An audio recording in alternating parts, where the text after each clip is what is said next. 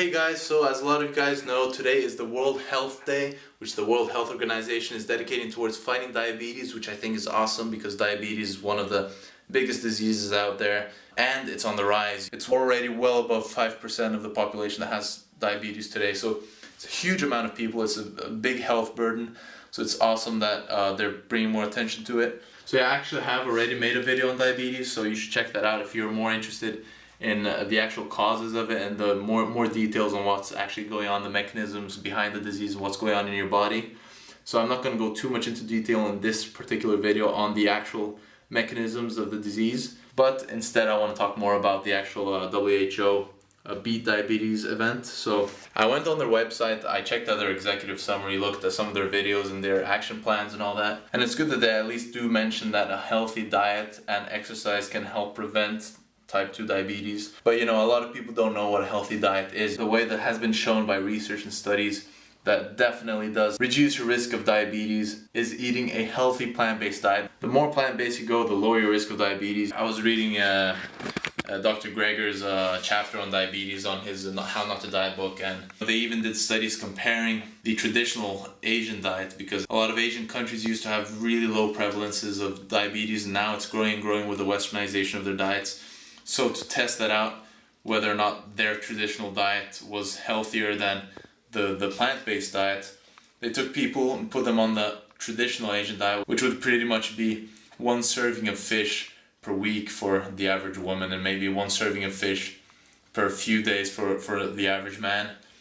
And even with that diet, the plant-based diet did a lot better in terms of diabetes risk. So it's not just meat and dairy and eggs and stuff like that. Fish also increases your risk of diabetes. So it just seems that plant-based diet is definitely optimal. A case that he had actually was really interesting was a man who had diabetes for decades. I think it was 27 years. And you know, he was on medication, he was taking insulin.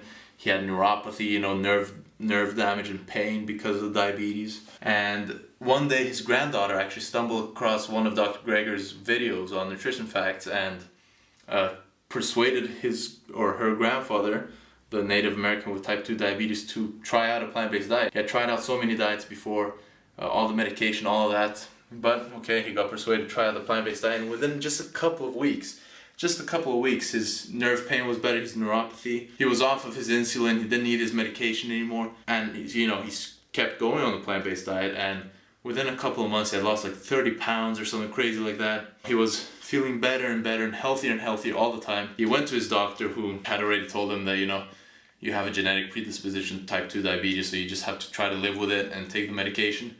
He went back to the doctor, no diabetes, no medication, feeling healthier than ever, lost 30 pounds, and the doctor was like, you know, what the hell is going on here? I can't believe this. You know, he started thinking maybe it was a cancer or something because he's losing so much weight. So did a CT scan, couldn't find any tumors. The guy was healthy as ever. You know, he was feeling younger, better, and you know, it's just crazy. That's the power of a plant-based diet, and this is not just a special case. You know, there's tons of people who have reversed their diabetes with plant-based lifestyle. So, you know, that is, for me, the most important, the most powerful information that could be put out there. If there was one thing I would criticize about their action plan, their presentation and so on their websites, would be that they focus a lot on how it's in the developing countries that the diabetes prevalence has been increasing the fastest. But you know, that makes sense since the developing countries have been getting a more and more Western diet in the last few years. So it only makes sense that their type 2 diabetes would increase as a result of that diet. You know, a lot of their action plan focuses on getting governments and organizations to work together to make the healthcare more equitable so that people in these countries have better access to insulin and all these medications. And you know, obviously I'm all for that developing countries should have the same healthcare access in general.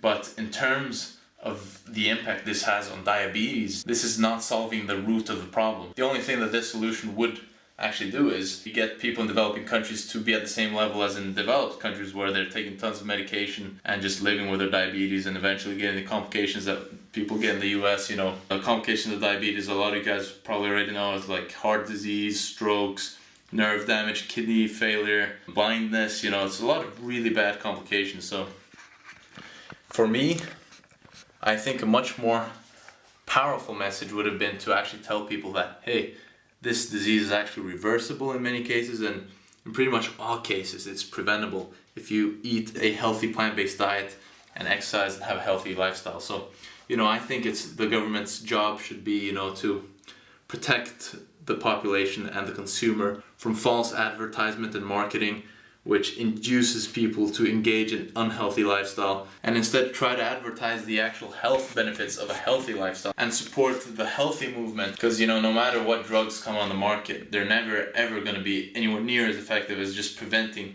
the incidence of diabetes in the first place, which we know can be done with a healthy plant-based diet. Obviously, whether or not someone wants to change their lifestyle and diet to reverse or prevent diabetes is their choice, but I think it's the government's responsibility to at least let everyone know of the options that exist, to keep them informed that you do not have to take medication. You can actually prevent this disease and even reverse it in some cases just by lifestyle and diet modifications, healthy plant-based diet. So that for me would have been the most powerful message to give out there. It's definitely one of the most unnecessary diseases to have such high prevalence of, as it is completely preventable and it's a lifestyle disease. So I think the most important thing is to spread the message that it is preventable, you can reverse it a lot of the times, and you can pretty much always prevent it. Let me know what you think in the comment section. Leave a like if you enjoyed this video, and I'll see you soon.